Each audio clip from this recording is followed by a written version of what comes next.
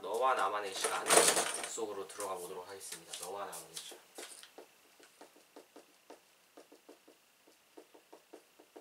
여기서 너와 나 두 인물이 등장합니다. 너와 나. 여기서 나와 너는 정확히 누군지는 모르겠지만 어쨌든 요 두 인물은 여기 극 중에서 등장하는 두 사람이 있습니다. 김일등병하고 김일명,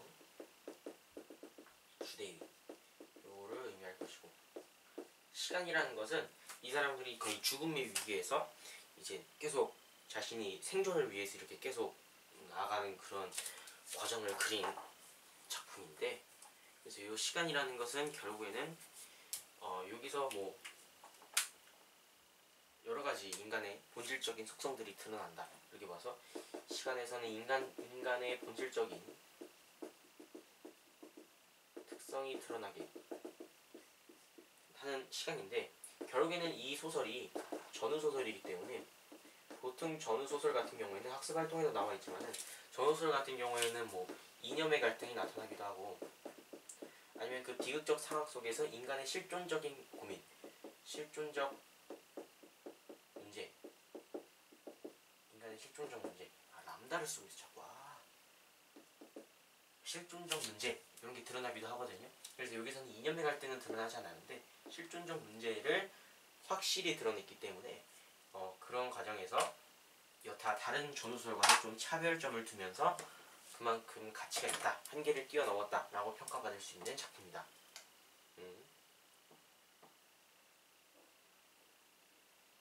라고 볼 수 있습니다. 그래서 여기는 전후 실존주의 소설이다 라고 할 수 있습니다. 그래서 일단 기본적으로 특징은 극한 상황이 주어지고요. 극한 상황 속에서 어떤 게 보이냐면 또 인간의 그 본질적인 특성들이 드러납니다. 특히나 잘 드러나는 게 이 김일병과 주대위 같은 경우에는 서로서로의 그런 동료애, 인간애 이런 것들을 보여주고 있다 라고 볼 수 있습니다. 휴머니즘이라는 거죠. 그리고 여기서 가장 중요한 것은 전지적 작가 시점이라는 것입니다. 전지적 작가 시점. 전지적 작가 시점이 드러나는 부분도 찾을 수 있어야 되고요. 그 다음에 여러 가지 우회적인 장면, 뭐 현중이가 죽고 또 뭐 콧소리가 들리고 권총이 뭐 있고 뭐 그런 것을 통해서 이런 우회적인 장면들을 통해서 결국에는 전쟁의 가장 전후소설의 가장 큰 특징이죠. 전쟁의 비극성을 드러낸다. 전쟁의 비극성. 이거는 전후소설의 그냥 전형적인 특징이다 라고 보고 들어가면 될 것 같습니다. 먼저 들어가 보겠습니다. 앞부분 줄거리부터 들어가 보면은 인적이 없는 깊은 산 속에 일단 먼저 세 사람이 낙오가 됐습니다. 세 사람. 그리고 그 세 사람에 대한 그 인물도 다 증명이 아니고 뭐라 그러냐, 특징을 이제 정리를 해야죠. 첫 번째는 주대위. 대위 다음에 현중이가 있습니다. 현중이. 그리고 김일병. 김일등병이라고 나와 있어요. 김일등병이라 쓸게요. 이렇게 세 사람이 지금 산속에 고립이 되어 있는 상황이에요. 이 중에서 이제 우리나라 국군이니까 북쪽으로 가면 안 되고 남쪽으로 계속 피난을 와야겠죠. 그래서 계속 남쪽으로 피난을 오고 있는 상황이에요. 피난을 오고 있고요. 그 다음에 현중이는 어떠냐면 현중이가 이제 주대위한테 압박을 하는 거예요. 너 좀 죽어라. 왜냐면 지금 우리 가고 있는데 좀 짐이 되지 않나요? 그래서 자결을 하라는 식으로 무언에 압박을 합니다. 자살하고. 주대위는 일단 삶에 대한 의지가 강한 인물이기 때문에 그런 제안을 암묵적으로 이제 배제합니다. 그리고 현중이는 결국에 이렇게 셋이 가다가는 다 죽겠다 라고 싶어가지고 밤중에 혼자서 갑니다. 혼자서 피난을 가고 결국에는 사망하게 되는 그런 인물입니다. 이렇게 해서 현중이가 사망을 하고 나서 주대위와 김일등병이 주대위의 능력을 이용하고 김일등병의 희생을 이용해가지고 결국에는 둘 다 살아나가는 내용인데, 주대위는 뭐 나중에 죽는다고 볼 수 있어요. 사실상. 네, 이렇게 보면 되겠고, 다음부터 보도록 하겠습니다. 김일등병도 군복 바지와 군화마저 벗었다라고 하는 것은, 김일등병이 군복 바지와 군화를 벗은 것은 결국에는 더 피난에 가기에 유리하게 하기 위해서 벗은 것이다 이렇게 볼 수 있겠죠. 그죠? 우선 신발이 천근만근 무겁게 여겨졌기 때문에 발바닥이 터져 피가 내배웠고 이런 식으로 아주 힘든 상황에 처해 있다는 것을 볼 수 있고 계속해서 가보지만 인가가 없고 산봉우리와 계곡만 있고 아군의 포소리도 없고 이런 식으로 되어 있는 상황에서 주대위는 어떻게든지 아군의 포소리를 들어서 구조를 받으려고 하고 있는 상황입니다. 한 번은 주대위가 저리가 물을 마시자고 했다. 자, 여기서 좀 등장하는 신이 이거 뭐냐면요.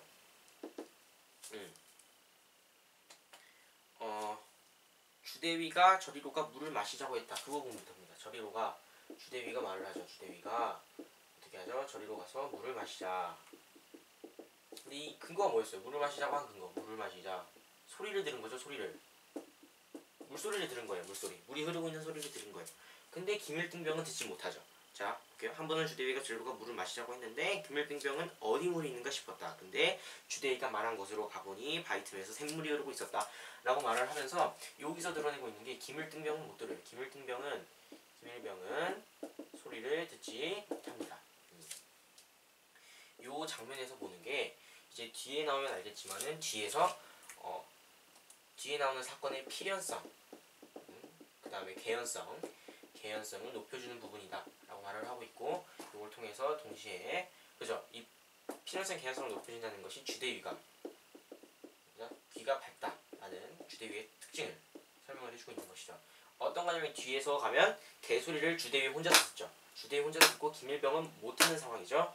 그 상황에서 김일병은 이제 그 주대위가 이제 그 개소리 있는 곳으로 가자고 했는데 안 들린다는 이유로 이제 안 가겠다. 그렇게 하면서 이제 주대위가 총으로 협박을 해가면서 결국에는 그 개소리를 찾아서 가는 이런 사건이 나오는데, 그 사건의 필연성과 개연성을 확보해주는 그런 부분이 되겠다라고 보면 되겠습니다.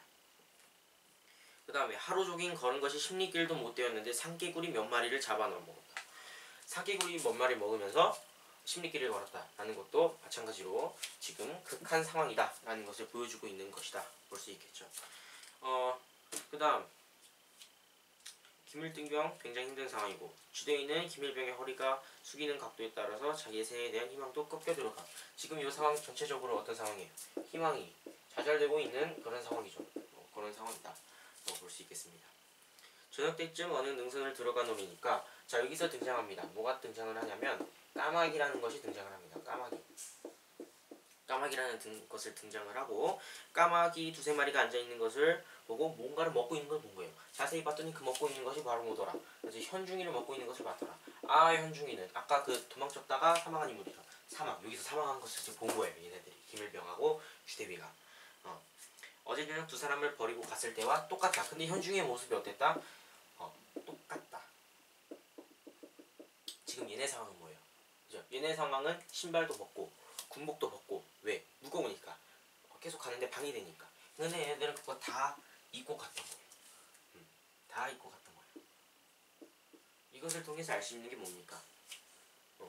이 사람 아직 주대위와 김일병은 다 지쳤기 때문에 그걸 다 버릴 수 있었는데, 현중이는 똑같다는 것은 지치지 않았다. 얼마 가지 못해서 죽었다. 요걸 말할 수 있는 거죠. 지치지 않았다. 체력이 남아있었다. 라는 것을 의미하고 있다. 라고 볼 수 있겠습니다. 군복 바지에 군화 신고 있었다. 얘네들은 군복 바지에 군화 지금 안 신고 있죠. 그 다음에 뭘 보고 있었는데 시체 얼굴에 붙어서 뭘 파먹고 있었대요. 뭘 파먹고 있었을까요? 현중이의 눈알을 파먹고 있었다. 이렇게 나가고 있어요. 눈알. 그래서 눈알이 없었다. 이런 것을 말하고 있는데, 까마귀가 파먹은 눈알, 요 장면에서 느껴지는 게 무엇이냐 라고 한다면 당연히 전쟁의 비극성, 전쟁의 참혹함, 비극과 참혹함, 이런 것을 말할 수가 있겠죠. 이 현중이를 파먹는 까마귀를 보고 김일등병이 취하는 행위를 잘 해석을 할 수 있어야 되는데, 이거를 보고 일단 먼저 좌절을 하죠. 힘이 빠졌다라고 해서 좌절을 합니다.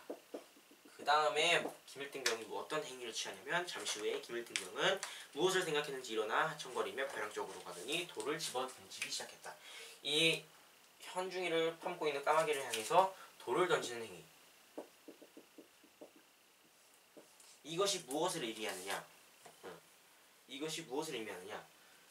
일단 여기서 좌절을 하고 죽음에 대한 공포를 느꼈습니다. 그 다음에 까마귀를 향해서 돌을 던졌다는 것은 결국엔 이 까마귀의 의미를 좀 알 수 있어야 되는데, 이 까마귀의 의미는 첫 번째는 죽음을 암시하는 기능을 합니다. 죽음을 암시. 누구에게 죽음을 암시해요? 일단 큰 틀은 죽음을 암시하는 기능이에요. 어떻게든지. 뒤에 가서도 뒤에 가서도 이제 주대위가 나 개소리 들었다 가자라고 말을 하니까 말도 안 되는 소리 하지 마라. 아까 봤던 그 까마귀가 이제 내일이면 우리한테 올 것이다 라고 말을 하면서 죽음을 암시하는 기능을 하는 것이 바로 까마귀인데, 까마귀는 이렇게 죽음을 암시하는 기능을 하고, 또 기능도 또 여러 가지 있죠. 죽음을 암시하니까 당연히 불길한 분위기도 조성이 되고, 그 다음에 죽음 때문에 좌절하게 하고 전쟁의 참혹함을 드러내고, 다 일단 죽음에 암시하는 요 큰 틀에서 움직인다 이렇게 보시면 되겠고요. 까마귀. 그래서 이 까마귀를 쫓으려고 돌을 던지는 거예요.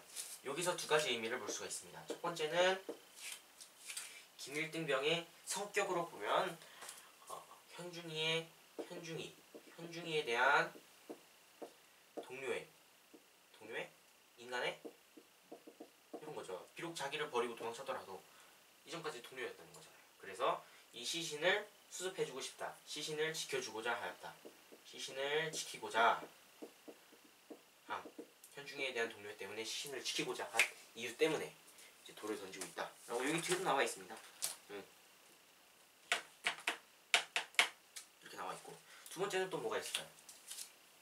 현중에 대한 동료애도 있었고, 자신이 이제 죽음이 닥쳐왔다는 걸 느꼈잖아요. 그래서 죽음에 대한 두려움, 죽음을 회피하고자 하는 이런 것이 드러났다. 그렇죠? 회피, 거부감이라고 쓸까요? 거부감. 이런 것이 드러난 부분이 까마귀를 향해서 돌을 던지는 장면. 왜 죽음에 대한 거부감이냐? 당연히 까마귀가 죽음을 암시하기 때문에 죽음에 대한 거부감으로 돌을 던졌다. 쫓기 위해서. 이렇게 당연히 해석을 할 수가 있는 것이겠죠. 이렇게 보시면 될 것 같습니다. 그 다음에 김일등병은 도로와 쓰러지시 누웠습니다. 주대리를 보았더니 눈물 같은 채 번듯이 누워있었습니다.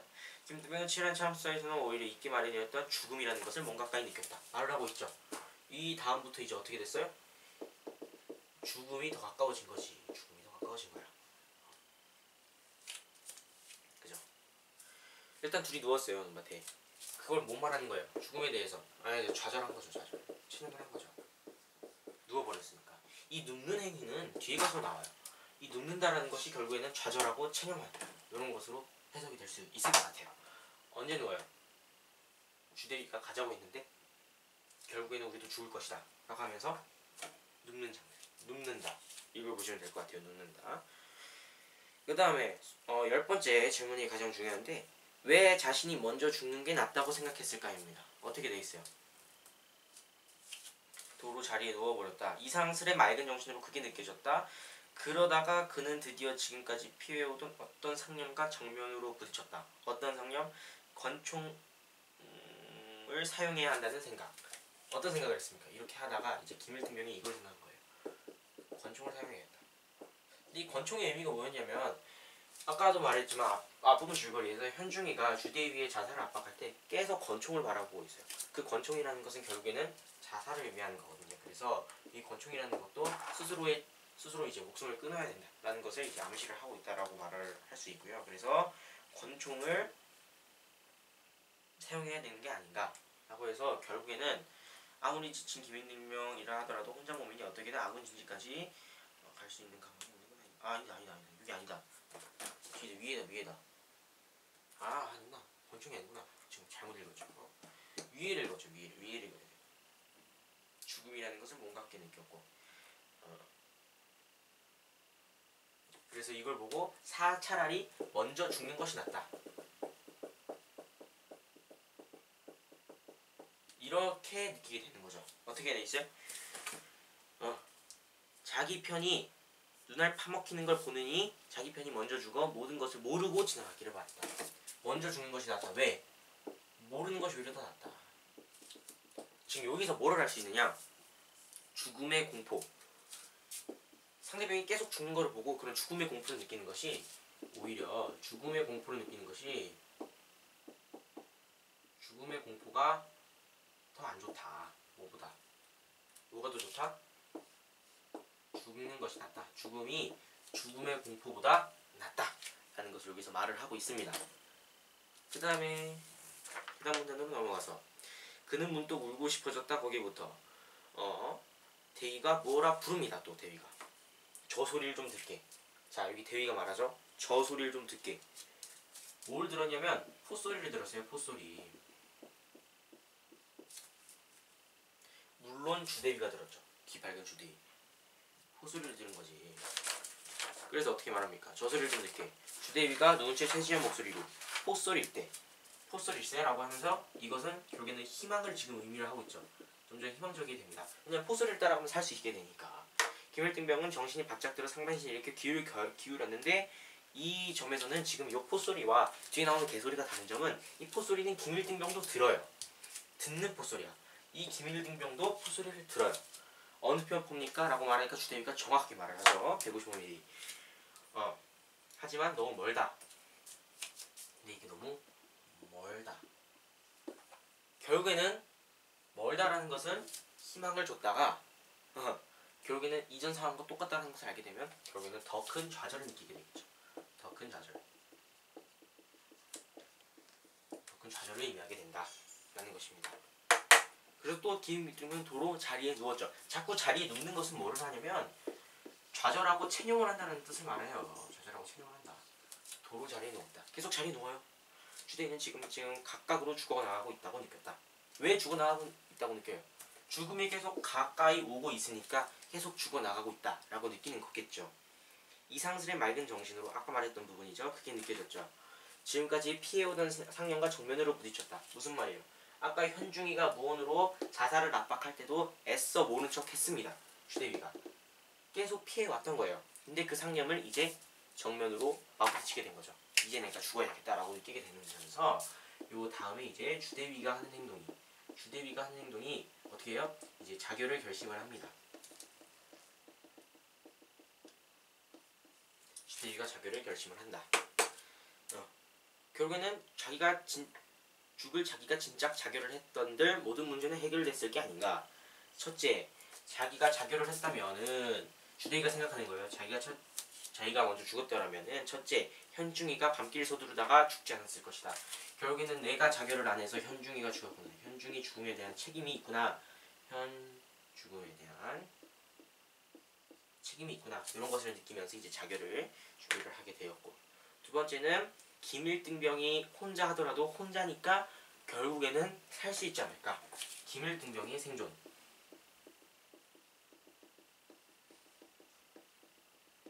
요 두 가지 이유 때문에 죽음에 대한 어떻게 보면 죄책감? 그렇죠.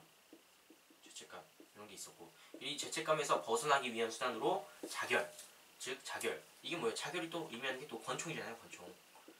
여기서 원문에서 보면 권총을 바라본다라고 되어 있어요. 예. 김일등병을 향해서 먼저 말을 해줍니다. 포소리 나는 방향은 동남쪽이다. 지금 말하고 있는 상황이 어딘지 잘 보셔야 돼요. 포소리가 들리는 상황이에요. 그리고 너무 멀어요. 둘이 가다가는 둘 다 죽어. 그럼 내가 먼저 죽어야지. 아무리 멀더라도 김일등병이 혼자 가면 살 수 있을 거야. 이런 생각을 한 다음에 포소리 나는 방향은 동남쪽이다. 방향을 알려주고 정보를 알려준 다음에 권총을 빼앗다라는 것은 이제 자결을 하려고 결심하는 순간이죠. 이제 다 알려주고 나는 죽겠다라고 말을 하고 있는데 그 순간에 들리는 것이 자결을 결심한 순간 나오는 것이 이제 개소리가 되겠죠. 개소리. 개 짖는 소리가 들렸다. 자, 잠시만 좀 볼게요.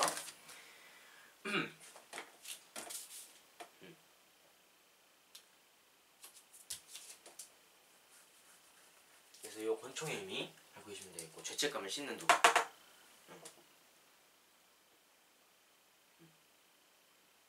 이 개소리가 들렸을 때 결국에는 다시 뭘 볼 수 있냐면 여기에 의미하는 게 또 희망을 볼 수가 있겠죠. 희망을.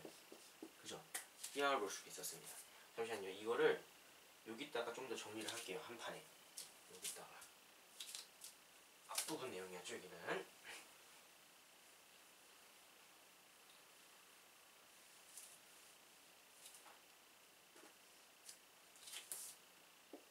개소리부터 할까요? 개소리? 했으니까 여기에서 이제 개소리를 듣게 된다. 그러면서 결국에는 희망이 올라가게 된다. 까지 갈 수 있습니다. 까지. 개 짖는 소리 같아. 개 짖는 소리라는 말에 김일병은 아까 풋소리 들렸을 때처럼 상반신을 입혀서 무릎결을 쳐가지고 들었어요. 그 등성이로 넘어가면 된다. 근데 아까 이 포소리하고 다른 점은 개소리는 기밀등병은 몰라요. 기밀병은 듣지 못하고 오로지 주대위만 듣는 소리예요.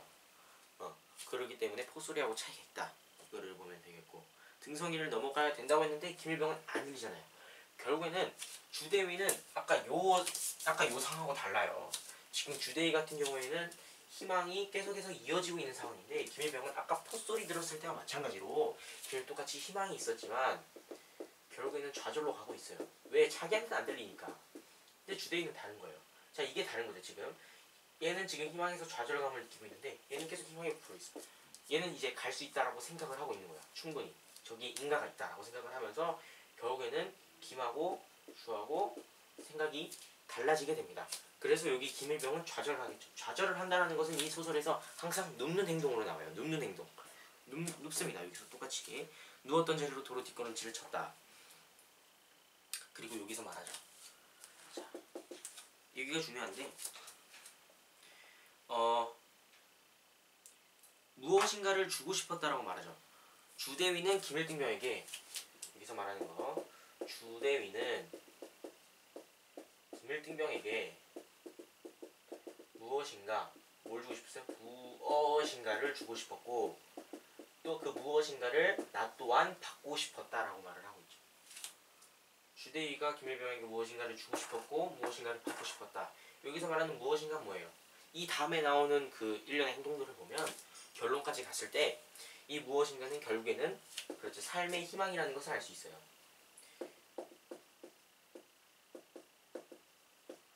그리고 이 삶의 희망을 주기 위해서 결국에는 이 주대위가 한 가지 방법을 쓰죠.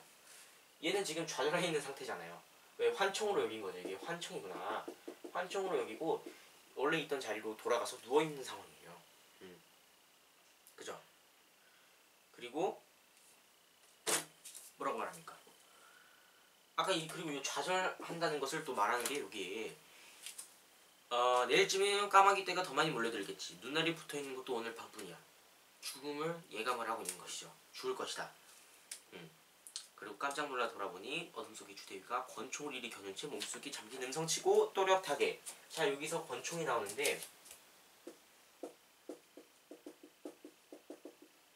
이 권총과 앞에 나왔던 여기 권총 있죠.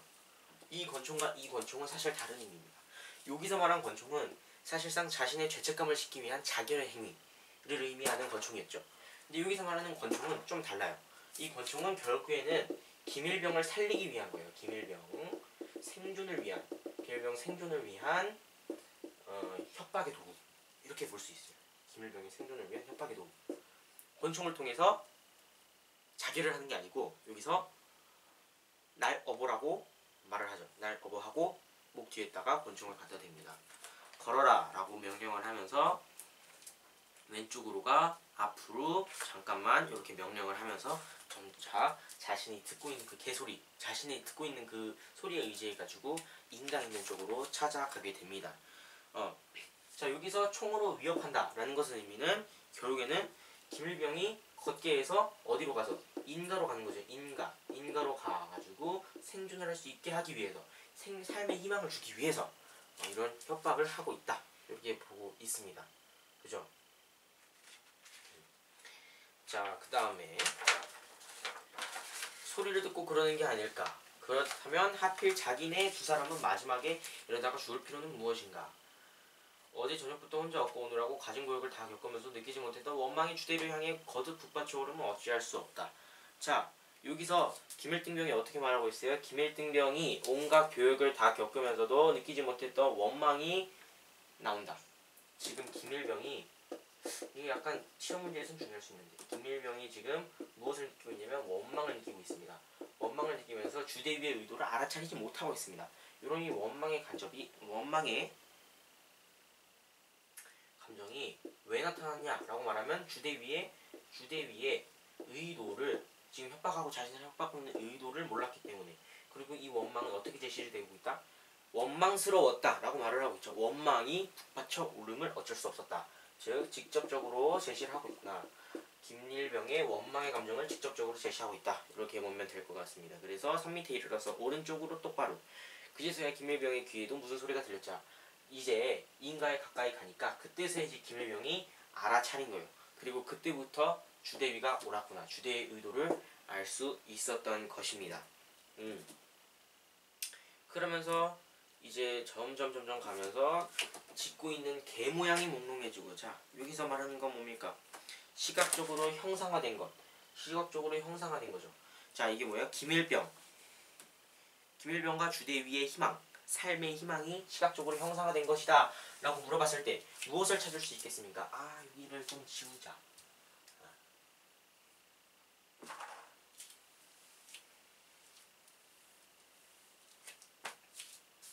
그래서 여기서 뭐가 나와요?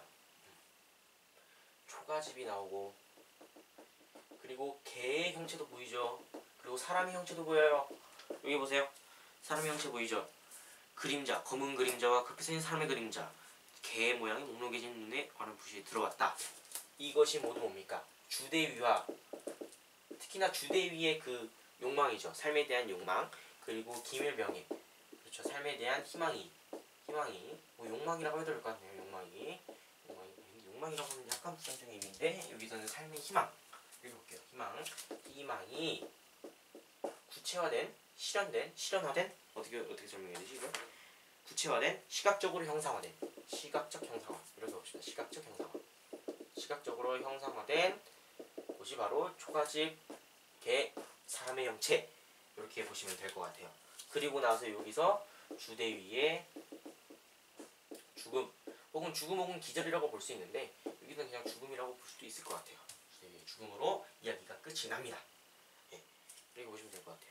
주대위의 몸뚱이가 무겁게 탁 내려앉음을 느꼈다. 주대위가 죽었다. 이렇게 보면 될 것 같습니다. 여기까지 해서 내용이 먼저 얘기가 됐습니다. 서사 구조를 먼저 보자면 아까 말했던 현중이가 김일병이 부상당한 주대위를 죽으려 하여 남쪽으로 이동했다. 앞부분 질거리가 발단이었고요. 지금 여기서부터 나오는 것이 전개 부분이거든요. 전개 부분이 앞부분 약간 뒤에. 그리고 여기 지금 위기부터 써 있는 거고 위기 절정 결말이 나와 있는 거예요.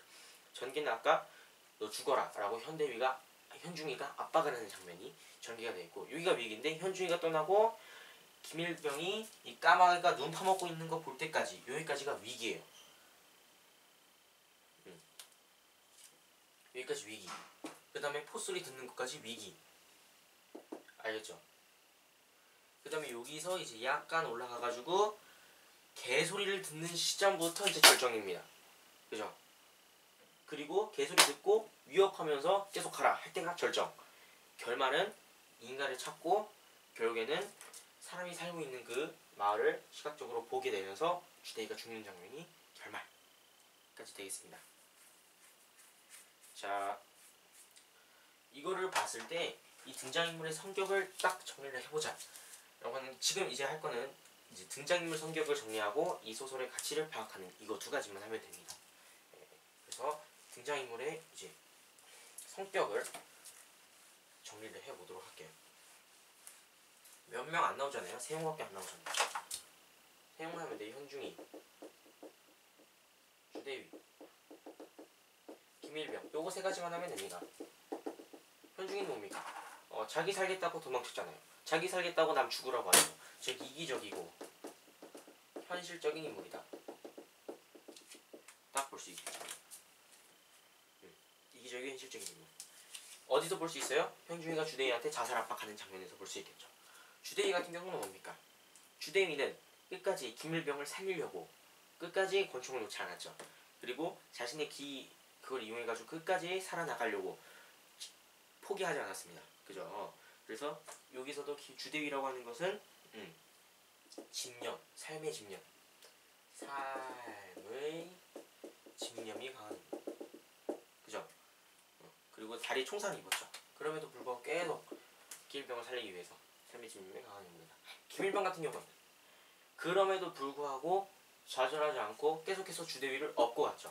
주대위를 업고 가고 나중에 현중이가 죽었을 때도 현중이를 보고 막 까마귀를 쫓고 그런 모습. 어떤 모습을 보였다? 인간애를 지녔다. 이게 키워드로 해주시면 될 것 같아요. 까마귀를 쫓아내고 주대위를 업고 가는 모습을 통해서 따뜻한 인간애를 지닌 인물이다 라는 것까지 알 수 있겠죠. 그리고 또 소재 하나 알아야 될 거예요. 포소리하고 개소리는 좀 구분해줘야 될 것 같아요. 포소리와 개소리. 까마귀 의미까지. 그렇죠? 여기까지 생각해 주시면 되겠죠.